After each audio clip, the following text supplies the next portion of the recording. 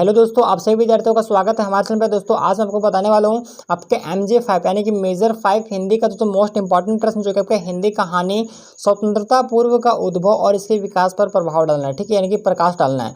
तो दोस्तों ये आपका बेसिकली पूछ रहा है कि हिंदी कहानी जो है उसके स्वतंत्रता से पूर्व, ठीक है, यानी कि स्वतंत्रता के जो पहले का इसका उद्भव और इसके विकास पर आपको जो बेसिकली चर्चा करना है।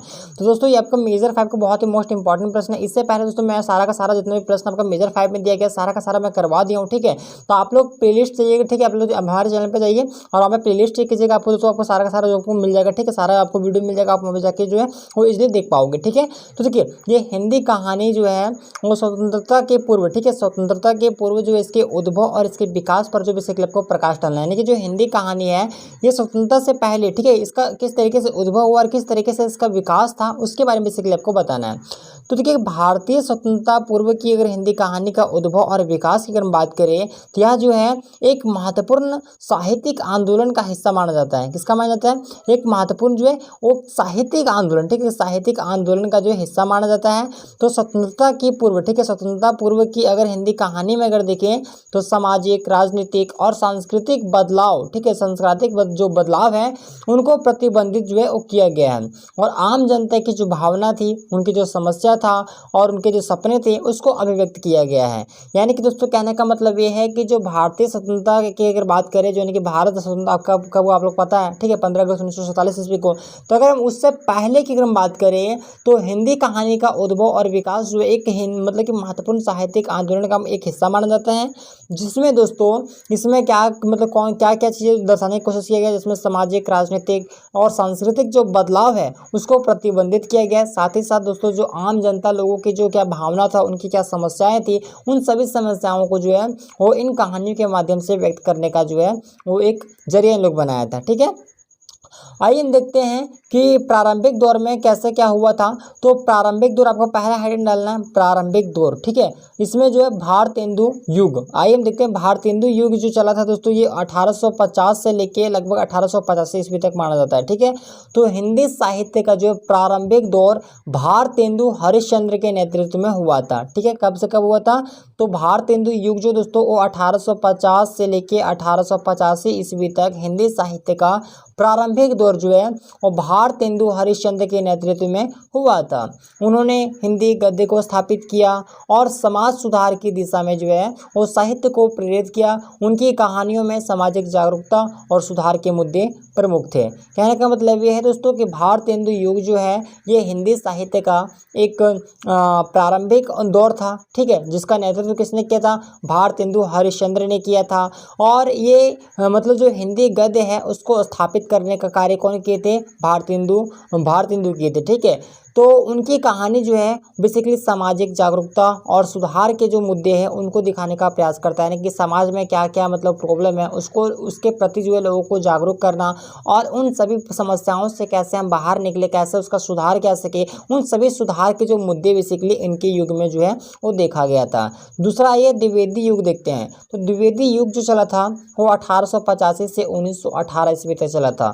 तो महावीर प्रसाद द्विवेदी के समय जो है वो हिंदी साहित्य में एक नई दिशा मिली थी। यह काल जो है वो अधिकार, ठीक है, अधिकतर जो है नैतिक और आदर्शवादी कहानियों का था और इस दौर की कहानियां जो है बेसिकली सामाजिक और नैतिक मूल्यों को जो है वो उजागर करती है। ये किसका काल है? ये है द्विवेदी युग का मानना है। ठीक है, द्विवेदी युग के समय में जो है वो महावीर प्रसाद द्विवेदी के समय में जो है वो दोस्तों हिंदी साहित्य में, ठीक है, एक नया दिशा मिला था।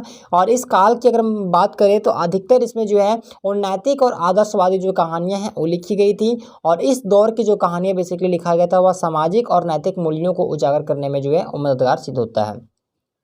आइए हम दूसरा देखते हैं, प्रेमचंद का दौर। ये था हमारा पहला पॉइंट था दोस्तों, प्रारंभिक दौर। ठीक है, प्रारंभिक दौर में आपका यहाँ पे दो कवि का नाम मैंने बताया, भारतेंदु युग और यहाँ पे द्विवेदी युग। ठीक है, इन दोनों युगों के बारे में मैंने आप लोगों को बता दिया।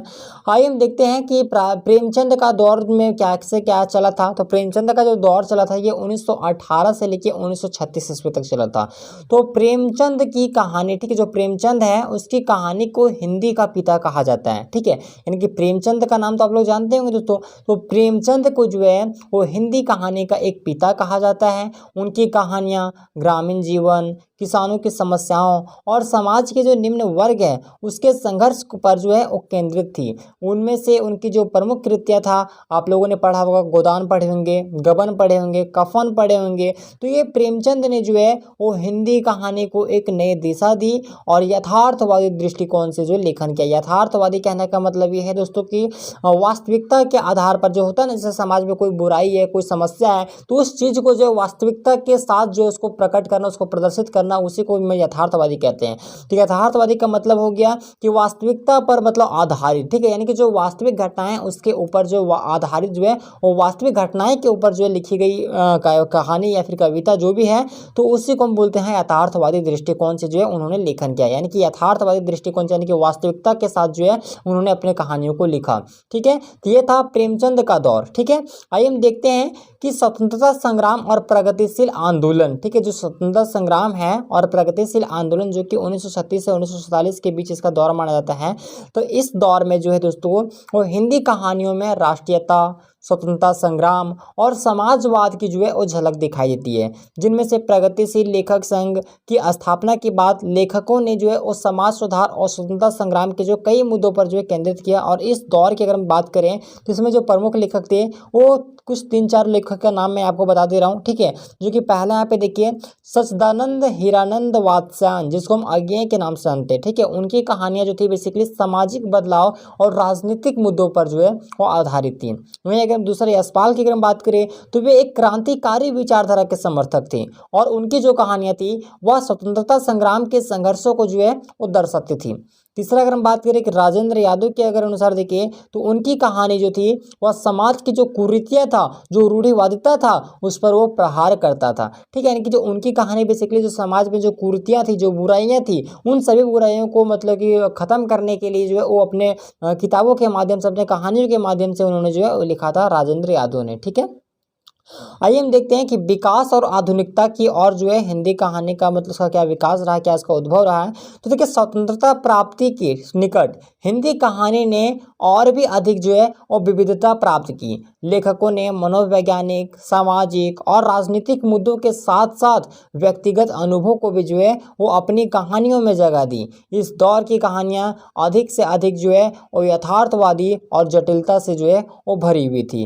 ये था आपका तो विकास और आधुनिकता की ओर। आइए हम निष्कर्ष के तौर पर अगर हम देखें तो दोस्तों स्वतंत्रता पूर्व हिंदी कहानी का जो विकास है वो बेसिकली समाज, राजनीति और संस्कृति के बदले संदर्भों के साथ जो है वो गहरे रूप से उनका जुड़ा हुआ था और इसने न केवल साहित्यिक विकास को प्रेरित किया बल्कि स्वतंत्रता संग्राम के जो विचार थे, उनके जो आदर्श थे, उनको वे प्रोत्साहित किया। तो हिंदी कहानी ने भारतीय समाज के हर पहलू को छूने का प्रयास किया और इसे जो है वो समृद्ध और सशक्त बनाया। तो ये था दोस्तों आपका हिंदी कहानी। ठीक है, यानी कि दोस्तों हिंदी कहानी स्वतंत्रता पूर्व का इसका उद्भव और विकास पर मैंने आपको संपूर्ण जानकारी मैंने आपको दे दिया। ठीक है, कि आपको कैसे कैसे मतलब इसका विकास हुआ, इसका कैसे उद्भव हुआ, मैंने आपको सारी जानकारी मैंने आपको दिया। तो दोस्तों आपने अगर इस वीडियो पे अगर पहली बार अगर आए होंगे, मतलब हमारे चैनल पे अगर पहली बार क्लिक किए होंगे, तो आप लोग चैनल को दोस्तों सब्सक्राइब जरूर कर लीजिएगा ताकि दोस्तों आगे भी आपको आने वाले हर एक तरह का आपको वीडियो देखने को मिले और हर एक तरह का आपको सही जानकारी आपको जो है